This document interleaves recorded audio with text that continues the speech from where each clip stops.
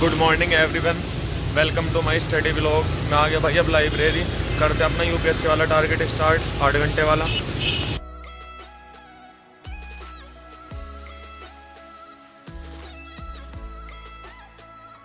आज इकोनॉमी में शुरुआत की टैक्स सिस्टम से।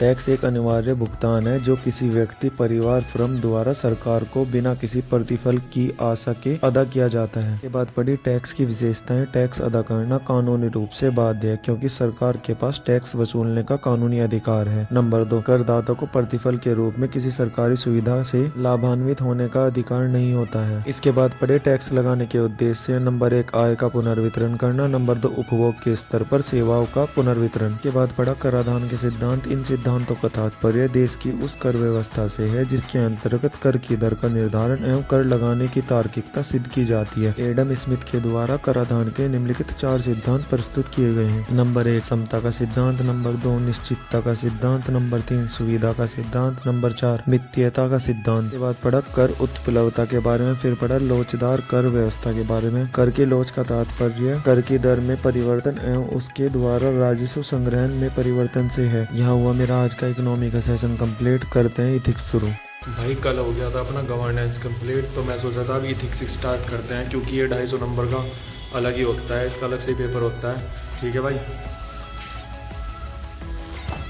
इस बुक का टारगेट रखेंगे अपना 20-25 दिन में निपट जाए क्योंकि पढ़ तो रखा है एक बार क्लास में, देखते हैं यहाँ कितने दिन में निपटती है।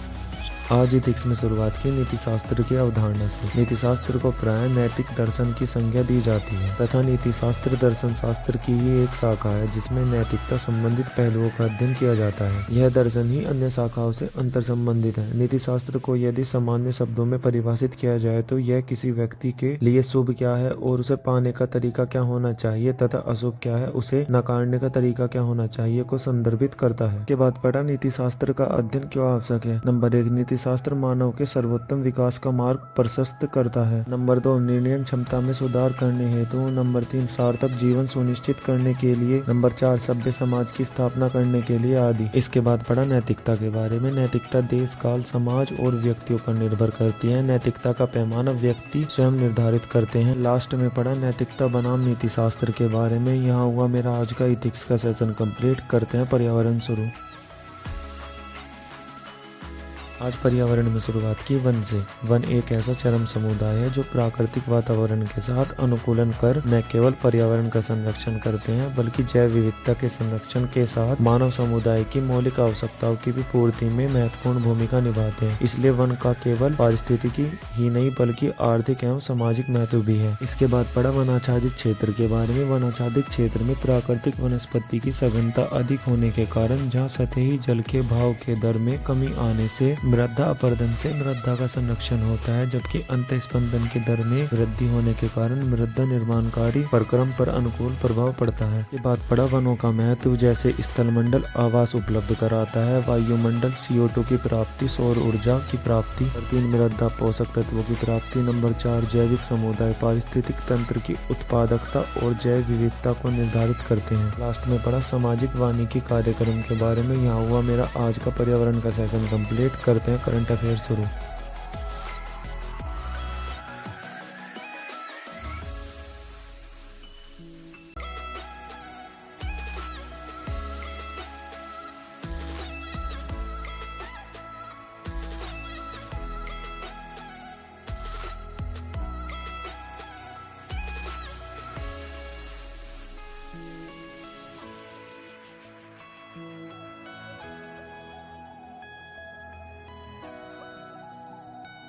भाई अब बज रहे हैं 6:30 और अपना हो गया यूपीएससी वाला टारगेट कंप्लीट। चलते हैं अब घर। ठीक है भाई, मिलते हैं नेक्स्ट व्लॉग में।